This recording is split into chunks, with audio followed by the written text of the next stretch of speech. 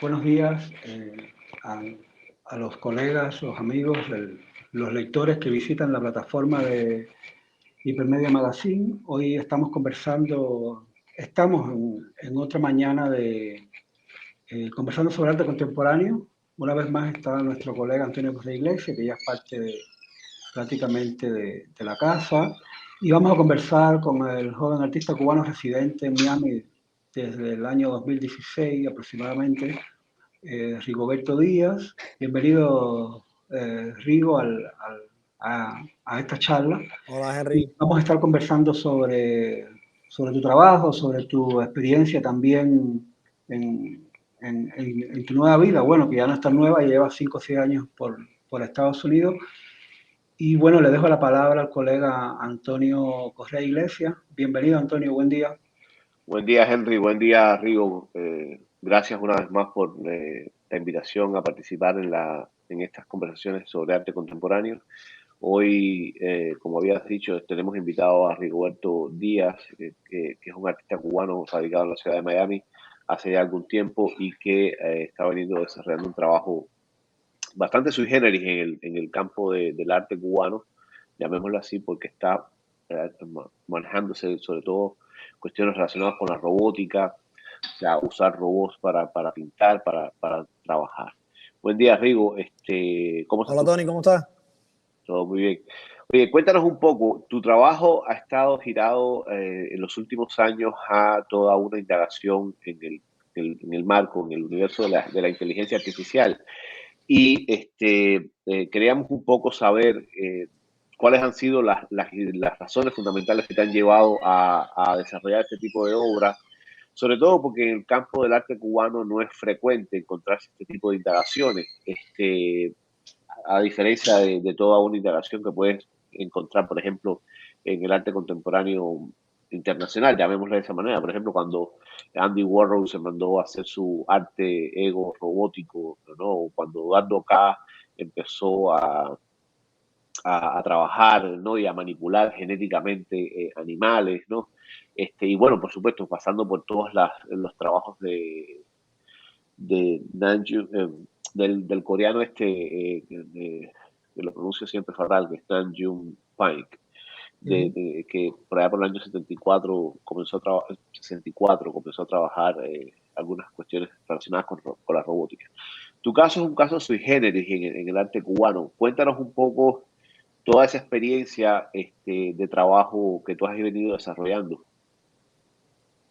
Bueno, primero que todo, nada, gracias Henry y Antonio por, por invitarme ¿sabes? A charlar un poco sobre mi trabajo y presentar también un poco lo que he estado trabajando en los últimos años, porque con este proyecto ya llevo 2 años y medio, o casi 3, porque también mi dinámica de trabajo es que yo hago varios proyectos como a la vez, ¿no? O sea, no me concentro solamente en uno, sino que estoy trabajando a la vez porque hay proyectos que son como de más larga duración y otros más cortos. Y este es un proyecto que se ha desarrollado desde, o sea, poco a poco, ¿no? O sea, él mismo ha sido creciendo en cuanto a la experimentación que se ha dado en el estudio. Mi trabajo siempre ha partido desde el espacio, o sea, siempre ha habido un interés por indagar sobre las estructuras que rigen un espacio, sobre cómo los espacios pueden modificar nuestra conducta, sobre cómo el espacio contiene en sí todas unas propiedades simbólicas que nos hacen crear patrones de conducta. Y a partir de ahí, o sea, yo he venido trabajando mucho con la fotografía, con las instalaciones, con los videos, pero estando aquí en Miami, ya un poco el cambio de contexto me ha hecho siempre de que mi trabajo cambie visualmente, o que ha cambiado un poco en cómo ver las cosas desde otro ángulo. Y eso siempre me ha interesado mucho, que mi trabajo se refleje en los espacios donde habito. Cuba, Alemania, Colombia, Miami, Estados Unidos. Y entonces este proyecto partió desde una relación que yo me sentí como más, más apegado, ¿no? Lo que es a la tecnología, ¿sabes? A todo este servicio de internet, de celulares, de computadoras, ahora un poco más con los NFT, con los metaversos, ¿sabes? Esa nueva dinámica que me ha traído la vida, que me ha traído vivir en otro país, ¿no? Un país donde la tecnología está como más a flor de piel. Y entonces empecé indagando sobre todo en mi casa. O sea, a mí me interesó mucho cómo estos robots te creaban una estructura espacial mental, por así decirlo, ¿no? De la casa, de donde tú vivías. O sea, dónde estaban puestos los objetos, dónde estaban puestos el sofá, dónde estaba puesta la mesa. Y él se creaba ese mapa mental del espacio, y a partir de ahí es que ella trabajaba, ¿no? O sea, tú la puedes mandar a limpiar la casa, la sala, el cuarto. Y eso al principio me pareció un poco interesante, en el sentido de que constantemente estos robots estaban como recopilando datos de cómo yo vivía, ¿no? De cómo se vivía en la casa. Y eso tiene que ver mucho con mi trabajo. O sea, mis obras son obras que en sí recopilan datos. ¿Sabes? Mis obras tienen eso, ¿no? Recopilan datos y a partir de esos datos crean formas o te crean otra visualidad. Y entonces a partir de ahí empecé a trabajar con estas aspiradoras, donde yo quería un poco también cuestionarla o sea, un poco saber cómo funciona, ¿no? Más allá de saber el mecanismo, sino cómo ellas piensan, ¿no? En esto de la inteligencia artificial. Y entonces empecé a hacer estructuras en la casa, o sea, empapelé el piso de la casa y las dejé que ellas trabajaran por días, ¿sabes? Su trabajo normal, en su frecuencia. Y entonces ahí fue que empecé como a entender un poco los patrones que ellas seguían. Entonces, cuando tú le cambiabas los objetos, ella como que se reconfiguraba. Y eso o sea, ese tipo de inteligencia artificial, que es un poco básica, a la tecnología como un poco más, que ya está como más fuerte, ¿no? Pero sí me pareció que como estructura era súper interesante y le di una relación muy fuerte al pensamiento lógico que nosotros tenemos a diario, ¿no? O sea, como también nosotros venimos de Cuba, venimos de un país donde estructuralmente creemos que hacemos las cosas porque son, o porque las hacemos porque son así, y la verdad es que porque tenemos atrás una estructura bien fuerte de pensamiento ya como bien establecido, ¿no? Que ya genéticamente por nuestros padres como que ya hasta la tenemos. Y todas esas cosas a mí me pasaron por la cabeza cuando empecé a analizar estos robots, ¿no? Que estaban completamente andando, es como Siri, o sea, se pasa el día entero en tu casa, oye todo lo que tú hablas, sabe lo que te gusta, y en este caso es una cosa como un poco más física, ¿no? Sabe cómo te mueves, dónde tienen los objetos, eh, qué tipo de comportamiento tú haces, ¿no? Porque ellas se programan por semana, por horas. Y entonces a partir de ahí empecé a trabajar en ella, empecé a analizarla, y como dije, al principio empecé en la casa y ya después lo llevé más al estudio. Y entonces las obras no eran más nada, o sea, el resultado final no es más nada que el desecho, ¿no? Que el desecho de ese comportamiento, de ese análisis que ellos hacen del campo de acción. Entonces empecé a hacer estructuras, yo mismo empecé a crear como pequeños espacios, como límites, empecé a crearle límites, empecé un poco a estudiar la funcionalidad de ellas, ¿no? O sea, cómo ella reaccionaba a los objetos, a los espacios. O sea, un espacio amplio no reacciona igual a un espacio como más constreñido, más apretado. Y entonces las obras vienen respondiendo como a eso, ¿no? A ese comportamiento que tomaban ellas, que decidían ellas, a partir de la estructura que yo le ponía. Entonces, en un primer momento, por ejemplo, hice un experimento que se llama espacio reducido, espacio mínimo, y hice como pequeños bloques de madera, de 24 por 12 pulgadas, donde ellas tenían como el espacio ese mínimo, ¿no? O sea, ellas tenían, de diferencia, era 1 pulgada, algo así. Y entonces ellas empezaban, ¿sabes? Yo he trabajado como con 6 o 10 aspiradoras. Pues yo lo voy renovando, ¿no? Depende, también se van como frustrando, ¿no? Se van como rompiendo, el sistema se colapsa. Y entonces fui como, a cada aspiradora le asigné como especie de un color.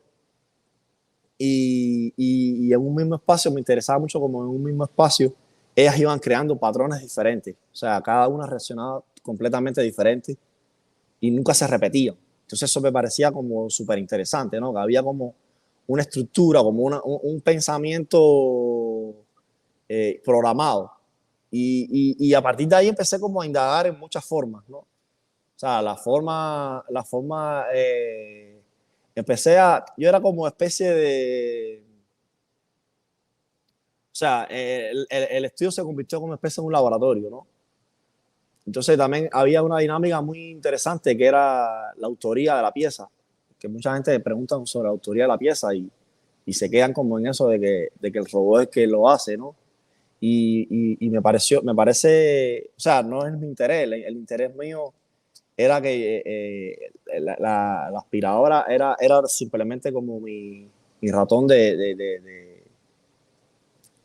laboratorio, ¿no? O sea, yo experimentaba y a partir de ahí lo que saliera salía, o sea, no era nada como establecido. Entonces, por ejemplo, se me dio algo muy, muy interesante que tiene que ver con mi dinámica de trabajo y de vida, y era que, o sea, a partir, o sea, o sea, yo tengo mi estudio, aquí yo trabajo, hago mis obras, pero también yo hago otro tipo de trabajo, ¿no? ¿Sabes? Para mantenerme, para pagar el estudio, para pagar las obras. Y entonces me pareció muy interesante porque yo las puedo programar por el teléfono. O sea, yo le puedo decir por el celular, yo le puedo decir a qué hora empieza, a qué hora termina. Y por las cámaras de seguridad del estudio las puedo vigilar, las puedo ver qué están haciendo, si están activas, si no están activas. Entonces creé una dinámica de trabajo en la que yo me iba a trabajar, iba a hacer otras cosas, o simplemente estaba en mi casa viendo una película, decirte algo, y yo las ponía, desde el celular, yo las ponía a trabajar, yo las ponía exactamente a trabajar. Entonces me gustaba como esas dos dinámicas de trabajo, ¿no? O sea, yo por un lado y ellas por otro. Y cómo el resultado, o sea, habían como diferentes resultados, ¿no? Y, o sea, se me dio como muchas dinámicas de trabajo dentro del estudio que me interesaban mucho, ¿no?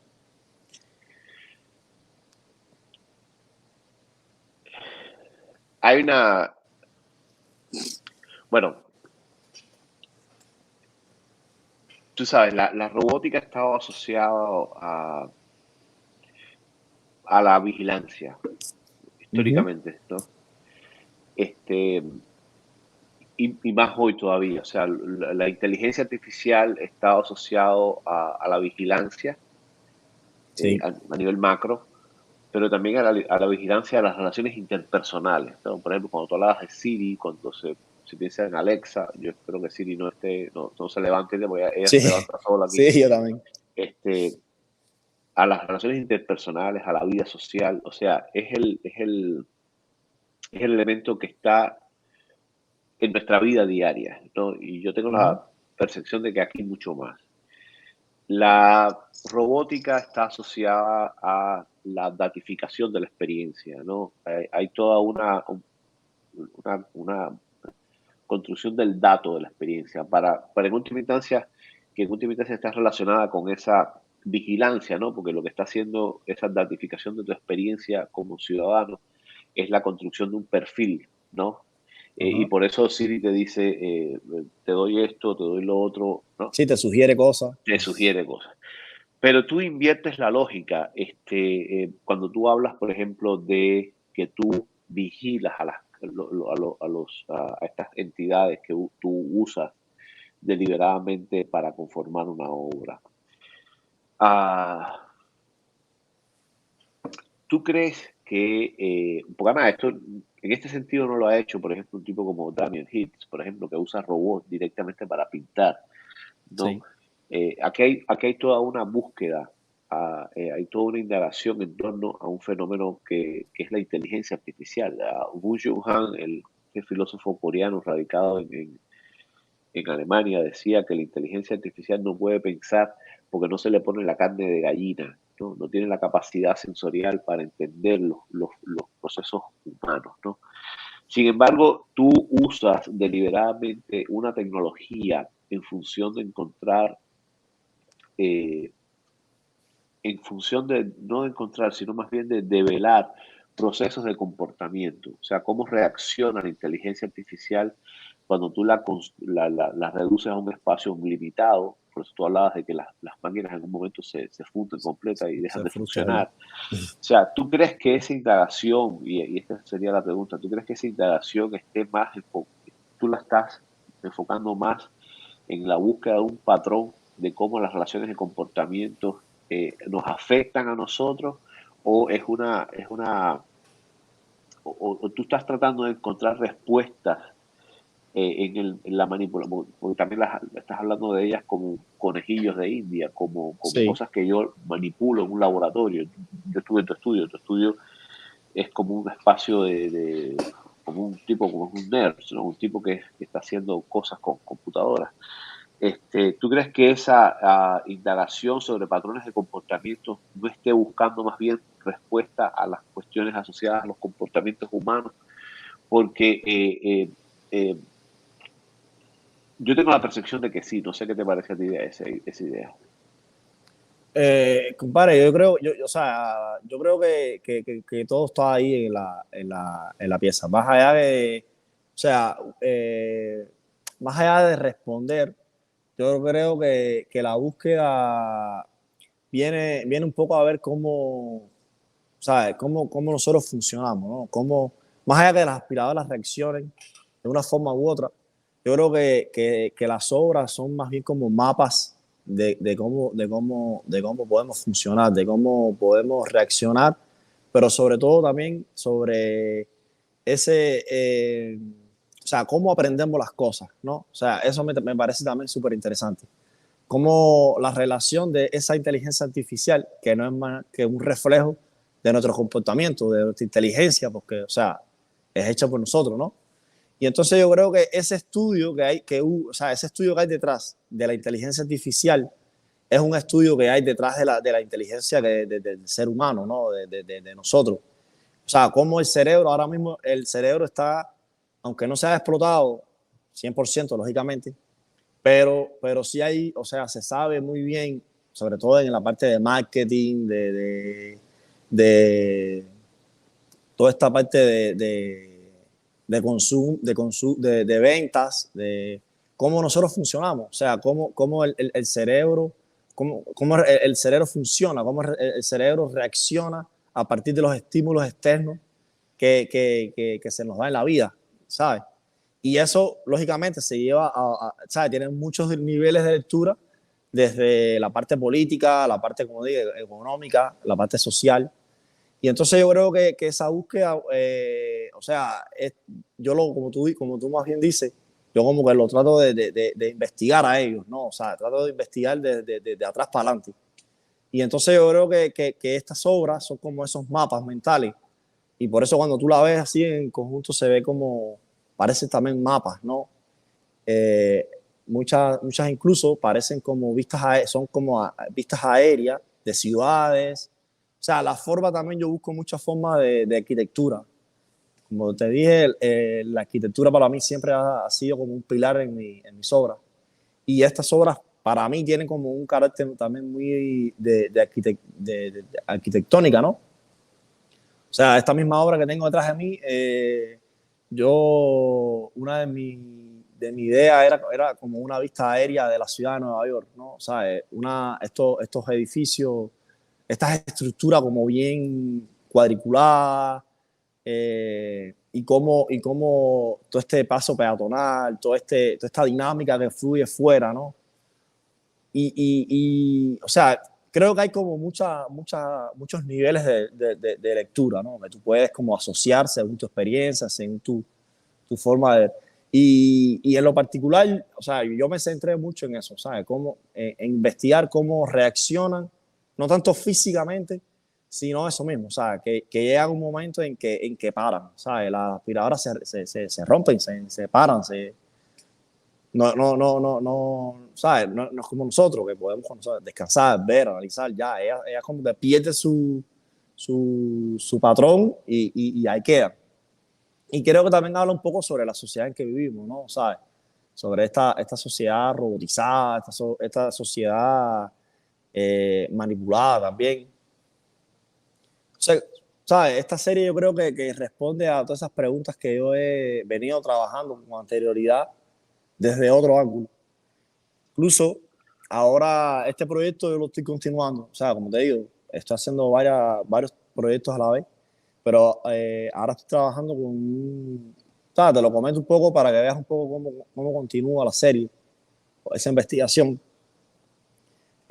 Ahora estoy trabajando con unas curadoras españolas y queremos hacer una exposición que sea como en el metaverso, a partir de estas mismas obras. Entonces van a ser especie de como dos exposiciones a la vez, ¿no? Voy a hacer una exposición en el espacio físico real y otra exposición va a ser en el metaverso. Entonces, en ese metaverso va a haber una relación, o sea, una va a influir en otra, tanto la física como en el metaverso y la metaverso como en la metafísica, en la física. Y creo que es una indagación más de cómo estamos, como esa relación, esos límites que cada día se están perdiendo más entre la realidad y lo virtual, que es algo que está pasando aceleradamente y que detrás de eso hay como ¿sabes? Fuerzas mayores, ¿no? Como nosotros decimos, que fue todo a partir de la pandemia, ¿no? Sí. Ah, con respecto a eso que tú a lo que estabas comentando, definitivamente hay una transición del orden, llamémosle terrenal, Ujú. físico, ¿no? Palpable, ¿no? A un orden digital. O sea, todos los new media están en función de una recomposición del hombre en ese espacio virtual, ¿no? Y ahí están todas las tesis del transhumanismo, ¿no? Sí, Muy cuestionadas en su mayoría, pero hay una voluntad real, sobre todo después de ya estaba siendo acelerado antes de la pandemia, pero después de la pandemia esto ha se sido aceleró. una avalancha, ¿no? Esa recomposición humana en el espacio virtual. Incluso no solamente el hombre, sino incluso la virtualización de la experiencia del arte. O sea, si Benjamin en un momento hablaba de la reproductibilidad del arte, hoy la reproductibilidad del arte carece de sentido porque lo que Ujú. estamos es afrontados con todas estas cuestiones del mapping, es a la virtualización de esa experiencia. Ya a nadie le interesa ver a Monet. Yo recuerdo que estábamos hace poco en un museo, estábamos viendo una exposición bastante grande de Monet y la gente consumía a Monet a través del teléfono. O sea, no Sí, estaba consumiendo a través del celular, o sea, no se acercaba a la pintura. O sea, y después todas estas experiencias de virtualización, ¿no? De las obras de Van Gogh o del propio Monet, ¿no? Hay una sí, virtualización de la experiencia del arte que está en función más que del arte mismo, de generar un espacio para generar a su vez contenido en plataformas digitales como Instagram o como cualquier otra plataforma de este tipo que son hoy tan relevantes. Ahora, eh, escuchándote, eh, eh, y una de las cosas que más me interesó cuando yo estuve en tu taller fue cuando tú hablabas esta manera en que estos dispositivos, ¿no? Generaban patrones, ¿no? Generaban un patrón casi como un mapa. Yo recuerdo en una conversación que yo tuve con Steve Getting, que es uno de los directores del Redfish, que es un instituto de modelación computacional en Nuevo México. Yo recuerdo que Steve me decía que cuando ellos trataron de explicar o de construir el mapa urbano de ujú, Shanghai, que ellos fueron los encargados de hacerlo, no utilizaron personas, utilizaron computadoras. O sea, toda la distribución espacial y sí, peatonal de Shanghai no está diseñada por un ejercicio de modelación computacional.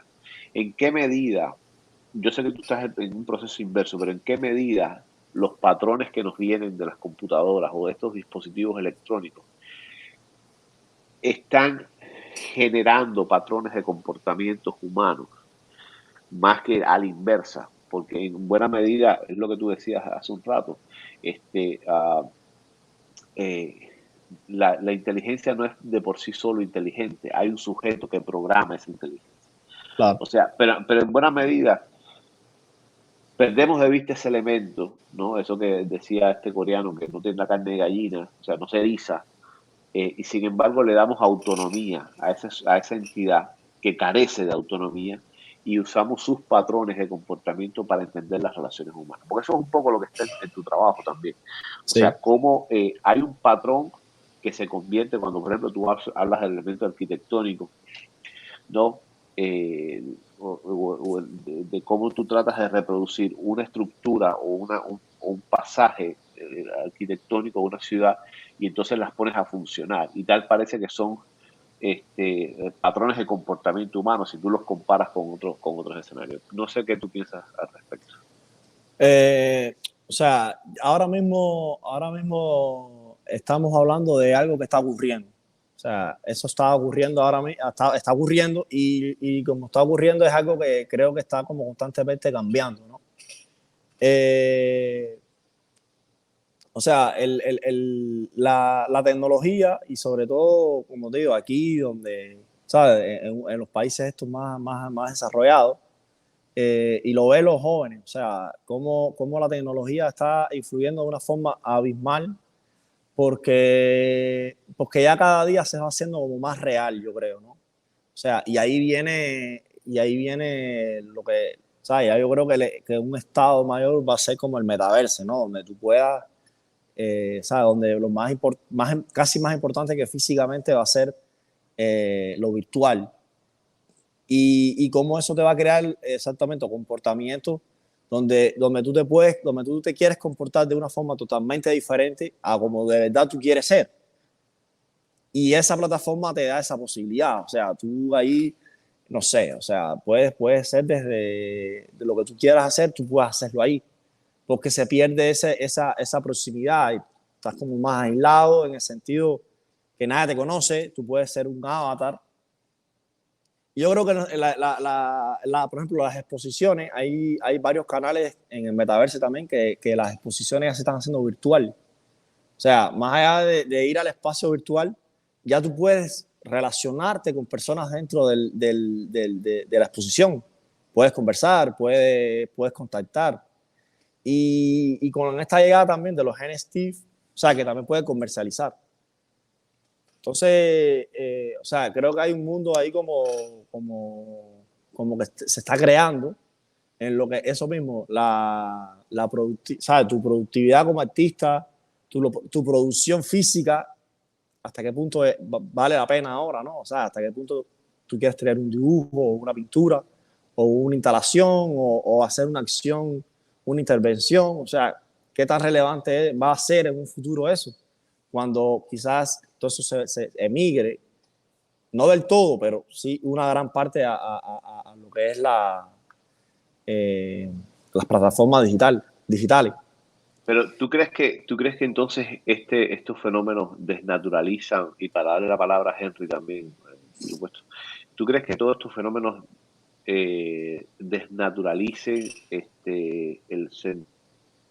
no es la palabra idónea, pero Sí. ¿tú crees que estos fenómenos desnaturalicen el sentido del arte, si es que el arte tiene algún sentido? ¿O es que nos estamos poniendo viejos ya y no sabemos lidiar con estas nuevas a circunstancias y seguimos aferrados a una visión hasta cierto punto maniqueísta del arte, ¿no? Sobre todo cuando uno tiene la posibilidad de ver lo que está pasando en el arte contemporáneo, ¿no? Sí. Que está más en función de esa, llamémosle artificialidad, ¿no?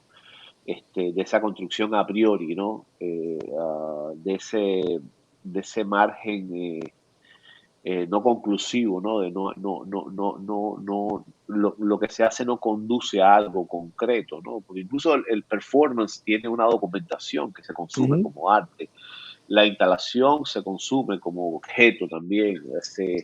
la acción tiene un residuo en el arte y ese residuo se consume, ¿no? Como objeto, ¿no?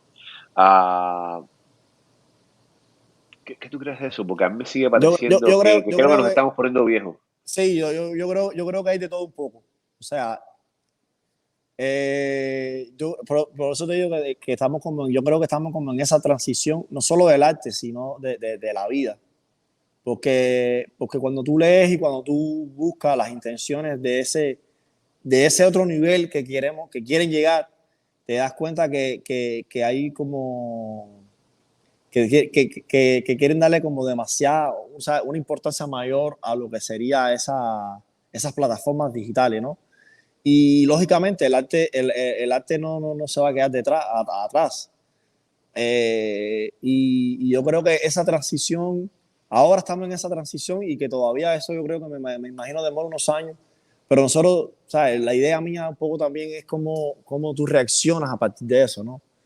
Y creo que no podemos darle la espalda, o sea, está ahí y hay que investigar y buscar y estudiar, o sea, yo creo que necesitamos estudiar porque sí, como pensadores y como pensadores que somos, tenemos que tratar de hallarle otro sentido, ¿no? O sea, hallarle un sentido que nos funcione. Porque, por ejemplo, cuando te estaba comentando lo de la exposición esta con el metaverso y todo eso, nosotros analizando, o sea, ¿qué tú prefieres? ¿Un NFT o una obra física? O sea, es una cuestión, o eso mismo, la documentación de la pieza. Entonces, son cosas que quizás tú quieres la parte física, o yo, que me interesa más, me gusta más esta parte más física que puedas tocar, que puedas ver, pero los nuevos coleccionistas no quieren eso. O sea, los nuevos coleccionistas no son muchas veces no son ni conocedores del arte, ¿sabes? Son gente que están apostando por un producto, por un NFT, por una cosa que va a crecer. O sea, hay como muchos cambios, ¿no? O sea, ya no es el típico coleccionista que tiene su colección de no sé cuántas obras y súper bueno, ¿no? Sino que hay otro tipo de coleccionistas más joven que está buscando como, más allá de la obra que le interesa, ¿no? Está buscando también su parte de dinero, lógicamente, pero también su ganancia, ¿sabes? Su ganancia de tener un dinero o en este caso que Ethereum y cosas así, que tenerlo como bien invertido, ¿no? Y quizás ya no vale la pena, entonces, como tú dices, invertir en un Monet. Por eso son los precios que tú ves súper elevados de un píxel, ¿sabes? El píxel gris que se vendió no sé cuántos millones. Entonces, o sea, estamos, como tú dices, estamos poniéndonos viejos, pero creo que la idea de la dinámica de ahora es como coger el paso, ¿no? O si no, bueno, igual. O sea, yo creo que cada cual tiene que decidir qué hacer. En el caso mío, a mí me interesa mucho la investigación y también la experimentación. O sea, a mí me gusta experimentar y por eso al principio te hablé de la parte física, como mucha gente me ha dicho como que ha cambiado visualmente, ¿sabes? Parecen abstracciones. Yo no me considero un artista abstracto, ni nada, o sea, para nada. Yo tengo muchas obras que son, o sea, que no son abstractas. O sea, todas mis obras, casi la mayoría son abstractas, no son abstractas, y fotografías que juegan entre la abstracción y la figuración. Pero, o sea, eso no es lo que me interesa. Lo que me interesa es lo que hay detrás. O sea, todo ese pensamiento que hay detrás, todas esas estructuras de poderes que hay detrás y todos estos mapas que se están creando, ese constante estado de recopilación de datos que tenemos. O sea, desde el celular, desde los mapas. O sea, eso mismo me estás hablando de los mapas. Y ahora tú pones, quiero ir para tal lado y te va a decir cuántas horas, cuántos minutos dura, cómo está el tráfico, por dónde puedes ir más cerca. O sea, ya está todo como pensado, no tienes que tú como esforzarte, como antes, quizás abrir un mapa y decía, no, mejor voy por aquí. O sea, todo ha cambiado, ¿no? Y tenemos que, yo creo que adaptarnos y seguir. No, aunque habrán pintores que siguen, o sea, habrán artistas que seguirán no, su historia, que está bien, que está perfecto. No, por supuesto, además la pintura, por ejemplo, que ya que hablas de pintura, ha tenido una capacidad de ajustarse históricamente que o Exacto. sea, Es algo a increíble. considerar. No, solamente acotar algo para darle la palabra a Henry. Cuando alguien te dice, por ejemplo, tú, creo que lo conversamos en tu estudio cuando estuve por allá, cuando alguien te dice, no, es que tu trabajo me parece un poco abstracto. Lo que pasa es que igual, como estamos en un escenario completamente nuevo, con algoritmos, porque eso es otra cosa, o sea, hay una comprensión de esa matematización de la experiencia, que es lo que está en el fondo de toda esta Ujú. robótica. Todo este mundo donde los nuevos algoritmos son los que rigen los Exacto. patrones de comportamiento. No hay un lenguaje lo suficientemente establecido, ya sea desde la filosofía o desde la propia antropología, para entender estas cosas. Y por eso se recurre a términos como abstracción, ¿no? Tu trabajo me Exacto. parece un poco abstracto.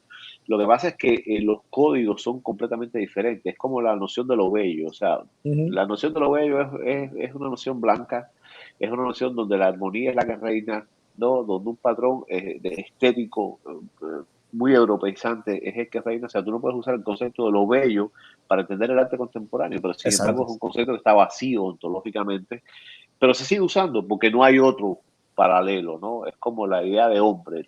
La idea de hombre es una idea del hombre blanco, heterosexual y macho. O sea, Exacto. ahí no hay más que eso. Pero bueno, los estudios de género, en fin, han aportado algunas cosas al respecto, ¿no? Pero lo que quiero decir es que igual seguimos usando conceptos del siglo XX para entender lo que está pasando hoy.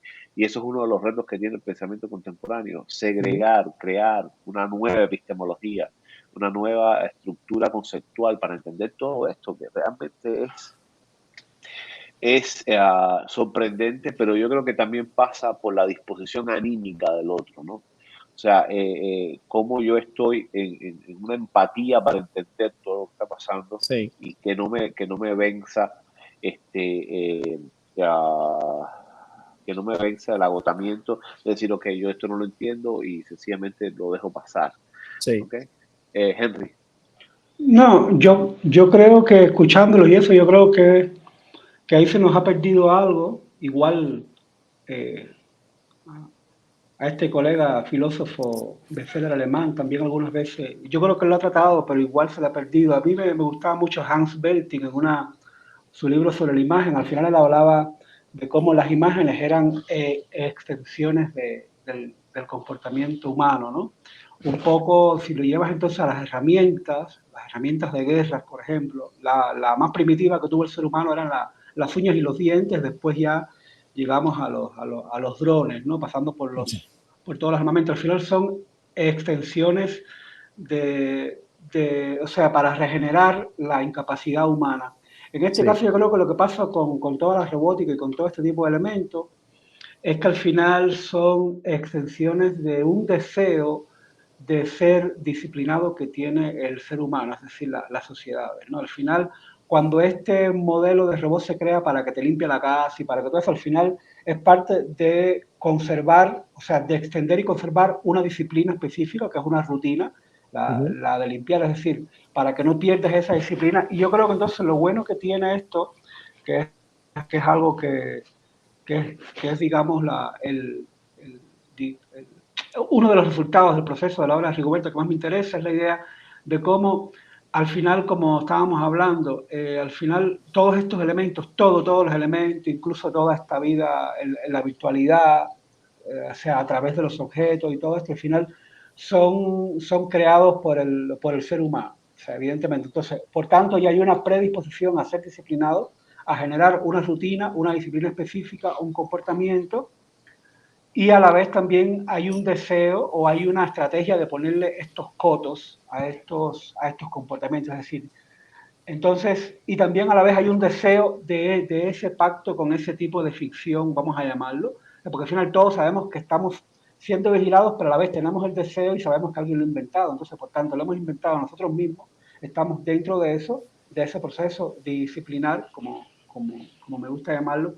Entonces, al final, lo que me cuadra es cómo estas máquinas llegan a colapsarse. Evidentemente, habrán otras máquinas mucho más potentes, hechas Claro. con otras dinámicas, con otras estrategias, con otras tecnologías, para que no sean colapsadas al no ser por el equipo que la inventó o por la persona que la inventó. O sea, eso está en los aparatos de guerra, tú lo ves mucho, ¿no? O sea, ¿quién sabe solamente cómo un aparato de estos falla, cómo puede fallar? Pues hay 5 colegas, mujeres, hombres, los que sean, que inventaron ese aparato y saben el algoritmo, saben qué es lo que lleva adentro, cuál es o sea, físicamente cómo está armado para que eso falle o no falle, ¿no? Entonces, también yo creo que hay un proceso a mí esa parte en el cual el mapa, el tránsito, el tráfico que le diseña y el ejercicio, ¿no? que le diseña Rigoberto es el que las colapsa. Por tanto, si te vas en las mismas obras anteriores, las preocupaciones anteriores de Rigoberto, ¿no? Con toda esta historia de la prisión en Cuba, por poner un ejemplo, ¿no? O de los espacios, es decir, hasta dónde hay un proceso humano de colapsar a otros humanos a través del mecanismo que sea. Sea porque te meten una caja, como metían a los esclavos con unos pinchos y los dejaban ahí horas, o sea porque te doy un móvil, o sea, en el cual tú te vas a enganchar mirando esto y esto, o sea porque en el mundo del arte, que es importante también hablar, ¿no? Al final todo lo que pasa con el mundo del arte es que no podemos seguir intentando sacar el arte de un contexto. El arte forma parte de la vida y ahora se está generando estas matrix, pues el arte tiene que sumarse a eso también como un negocio, ¿no? Al final, ¿no? Entonces, al final yo creo que está en eso. Hay un deseo de generar una rutina, una disciplina, un comportamiento y nos sumamos o no a ese deseo a través del mecanismo que sea, ¿no? Entonces, ese detalle de cómo se colapsa, es decir, de cómo el sistema de actividad, de comportamiento, de pensamiento de esa máquina se colapsa, como tú le planteas, otras estructuras, es yo creo lo bueno que tiene, porque es con lo que al final, aunque sepamos que un automóvil te va a durar 10 años, pero tú siempre piensas que te va a durar más, ¿no? O sea, entonces como que, no sé, por ahí un poco esa idea. Y por otro lado, la idea de la abstracción, también pueden ser lecturas que vengan manidas o no Exacto. manidas, viciadas, digamos, de lo que ha pasado con el arte abstracto, sobre todo con relación a Cuba. O sea, como te ves, hay muchísimas obras en las que Cuba se tomó el arte abstracto, pues hay miles de ejemplos. O sea, y al final te das cuenta que están tomando el arte abstracto como un mecanismo para vender, ¿no? A mí hay obras que me parecen un poco chochas, incluso, un poco como esta obra de los calados, por ejemplo. O sea, yo estaba mirando hace poco la obra de Hernández Güero, ¿no? Creo que es como, sí, de Jesús Güero. Esta obra del calado. Entonces, ese método de calar para convertir en abstracto un periódico, un texto, ya es como repetitivo. Cuando te pones a ver en el arte cubano hay 15 artistas que han hecho el calado de un documento al cual yo le quito, que la censura y se convierte en abstracto al final para vender la obra. Punto. Para de contar. Entonces, al final te das cuenta que es un método de emplazar el arte abstracto con un método conceptual que al final se convierte en una onda pseudoconceptual, porque al final, ¿y qué más? ¿No? O sea, al final el resultado es quererlo vender. Y quizás en este proceso tuyo, que es donde yo creo que está pecando ese criterio del arte abstracto, es porque al final quieren situarlo en un espacio para venderlo. Es decir, esta idea de que detrás de una obra abstracta hay un gran andamiaje teórico, un gran andamiaje investigativo, bla, bla, bla, bla, para al final venderle a un tipo algo que visualmente es abstracto y que, bueno, va a estar bien encima del sofá azul de tu casa porque es una obra gris.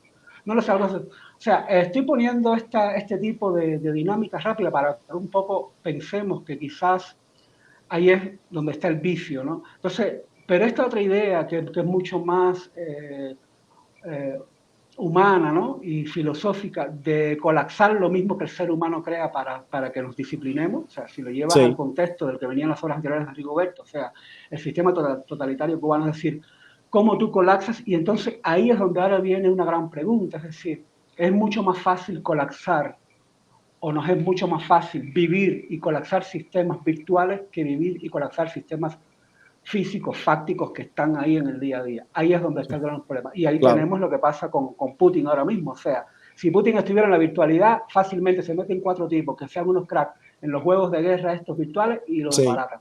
Ahora, en la vida real, en la vida fáctica, en el día a día, en el keeping touch que tú estás tocando a la gente y que estás viviendo, es donde resulta complejo. Y quizás entonces la gran pregunta es que todo lo que se está generando, incluso hasta para facilitar el que todo el mundo acceda al mercado del arte y que se pueda incluso facilitar, sortear o sí, colapsar también todos estos criterios de críticos, curadores, que son los que generan este mercadeo del arte. O sea, como te pones a ver, para vender una obra en una galería, a nivel físico, o sea, la misma idea que hablábamos ahorita, off the record, o sea, cómo se colecciona el arte cubano, muchísima, en la Alabama se vendió mucha obra mala de arte cubano, pero había un gremio de personas que estaban funcionando como gestores y como especialistas que estaban vendiendo, estaban generando una dinámica de trueque, de compra y venta de una manera muy, muy fácil, sin mirar las calidades discursivas, en fin, estéticas, todo lo que se implicaba, ¿no? Pues entonces quizás también el vivir, el generar una vida paralela, un mundo paralelo en la virtualidad te permite hacer muchas más cosas, como te hablaba, es decir, te metes con un avatar, si eres una persona que tienes miedo a la vida social, pues ya estás más cómodo para moverte, o sea, algo tan simple como eso, ¿no? Entonces, quizás esto está generando un mecanismo que, o sea, de generar una vida un poco más fácil, o sea, para hacer cosas, para incluso hasta para colapsar, ¿no? Determinadas partes del sistema o el sistema completo, es mucho más fácil cuando lo llevas a la, vamos a llamarlo, a la vida real, ¿no? A la vida física, a la vida terrenal, como lo queramos llamar filosóficamente. Entonces, yo creo que las preguntas que está planteando el proceso de Rigoberto, para mí me suenan más interesantes si las llevamos por ahí, porque incluso también contradice toda la historia del transhumanismo, es decir, ¿qué es el transhumanismo? Pues al final puede ser otra ficción que se ha montado. Entonces, por eso regresamos a esta idea de la ficción y de los pactos con la ficción, ¿no? Que digamos que empezó en el cuento oral que se contaba, que se inventaban las personas, o ya después en la escritura, digamos, de la manera más prematura, ¿no? Pero no sé, yo creo que hay varias preguntas que van más a esa cuestión, ¿no? Y creo que es bien bueno por eso mismo, porque al final se está generando todo, digamos, para mí un drama filosófico, del cual incluso los mismos filósofos no quieren salirse, porque es la idea de que está, pero al final van dejando como estas cosas descolgadas, porque si entras ahí, pues entonces ya como que todo se cae, ¿no? En el hecho en que la máquina colapsa, ya esa vida virtual, ese mundo paralelo murió, ¿no? Sí. Digamos, como que ya murió. Y entonces quizás cuando llevas ese ejemplo de cómo se colapsa a otros grandes ejemplos, pues entonces ahí vemos que al final ese mundo puede ser colapsado mucho más fácil que el mundo real, que es el que al final para ese otro mundo, ¿no? Digamos, no sé, es un poco ahí, me metí en una cuenta más filosófica, pero yo creo que al final tiene que ver, porque al final es un trabajo que lo que está planteando es eso, ¿no? Es una cuestión mucho más filosófica en ese sentido. Y sobre todo por esta idea de qué es lo que se colapsa primero y cómo se colapsa primero y por qué se colapsa primero. Es decir, si inventan una máquina mucho más potente, a Rigoberto le va a costar mucho más colapsarla, excepto que tenga el manual de las personas que la crearon. Es así de fácil. Pero al final son personas que viven aquí, que están creando un mundo paralelo con el consenso de toda la humanidad, la comunidad, los que los consumimos, porque eso también hay que tenerlo claro, ¿no? Entonces, al final yo creo que eso, que por ahí es por donde viene eso, ¿no? Yo creo que puede ser bien bueno, y lo mismo está pasando con la idea del arte, ¿no? En la vida virtual, es decir, todo el mundo puede coleccionar, porque además hay cosas que son más caras, evidentemente, ya con toda la cuestión del marketing, todo lo que va generando, pero realmente no es, o sea, suele no ser tan caro quizás como un Monet, que es lo que hablábamos ahorita, porque incluso tiene también esta idea de la reproductibilidad, o sea, y mucho más fácil, porque es mucho más líquido, es mucho más, es una gran baba que ya gotea y se empieza a reproducir, ¿no? Por todo eso. Entonces al final yo creo que es bien bueno esta idea por eso mismo, ¿no? O sea, por todo lo que plantea a esos niveles, ¿no?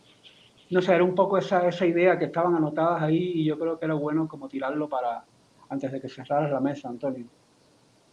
No, definitivamente, la fragilidad de ese mundo virtual es autotélica hasta cierto punto, porque en la misma medida que tú colapsas ese sistema, hay otros sistemas que van. Habría que pensar incluso en qué medida son colapsos múltiples al mismo tiempo para generar toda una lógica. Y también lo que tú estabas comentando relacionado con la abstracción, o sea, en fin, cuando alguien va al taller de Rigo y te dice, esto es una pincha más de tipo abstracta, lo que estás vendiendo es el empaquetado para poder salir de todos esos trastes grandísimos, raros, con unas arquitecturas extrañas, ¿no? Que no obedecen a ese marco estándar, ¿no? Del entendimiento del arte. No, Rigo, yo no sé si tú querías acotar algo más antes de cerrar antes de cerrar la conversación. No, no, no. O sea, súper bien. O sea, muy contento de compartir con usted. Y bueno, le estaré al tanto próximamente cuando va a ser lo de la exposición para que vean un Sí, poco claro. cómo va a funcionar el proyecto, ¿no? Sí, sería muy bueno para poder poder acceder a todo lo que estás haciendo.